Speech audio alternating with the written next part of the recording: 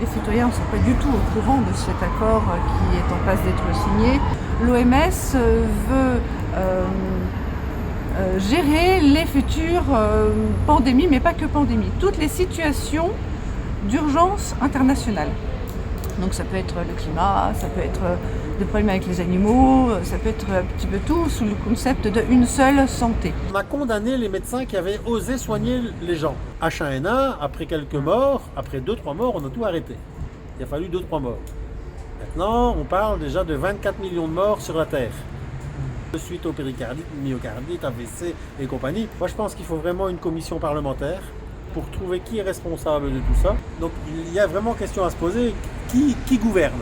Directeur de l'OMS, Tedros Adhanom Ghebreyesus, serait donc seul en capacité de déclarer le début et la fin d'une pandémie, sans le contrôle de qui que ce soit, d'aucun organisme extérieur, pas même, il n'aurait besoin de l'aval du comité scientifique de l'OMS elle-même.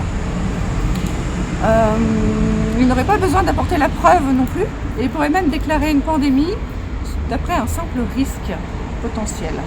Et à partir de là, à partir du moment où une situation d'urgence internationale serait déclarée, il serait en capacité donc de déclarer toutes les mesures qu'il estimerait lui nécessaires. Donc toutes celles qu'on a connues, hélas par le passé, confinement, couvre-feu, port du masque communautaire obligatoire, vaccination. En France, privation de revenus, c'est quand même énorme, ce qui est quand même très inquiétant encore, de dire quels traitements seront autorisés et quels traitements seront interdits. Toutes les guerres qu'on a vécues ces 20-30 dernières années, elles ont toutes été déclarées sur des mensonges. Alors je pense que ces gens vont déclarer des pandémies sur des mensonges comme ils l'ont fait pour le Covid. On a toujours manipulé d'abord l'information avant d'attaquer.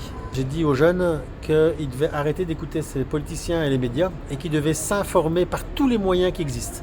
Aussi bien à la presse écrite que les réseaux sociaux, les livres, les grands-parents, la famille. Faire de l'auto-enseignement, on va dire comme ça, pour avoir une bonne autocritique. Oui, je suis d'accord, il faut donner la parole aux citoyens, c'est très important.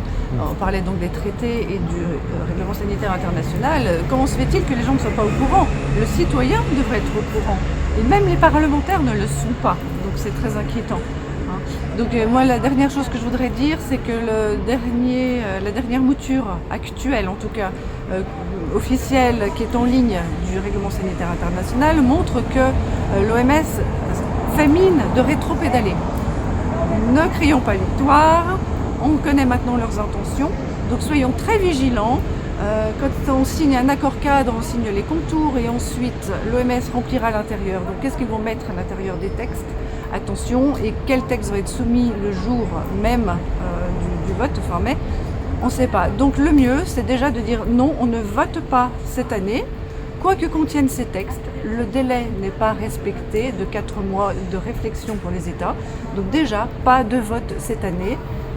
S'il y a quelque chose à signer, que ce soit au moins quelque chose de correct. Un bon accord est un accord clair, transparent, où tout le monde justement est d'accord. Donc pour être d'accord, il faut déjà avoir un avis éclairé pour un bon consentement. Donc on se dit à l'année prochaine pour voir ces textes définitifs, comment ils sont et si on les signe ou pas.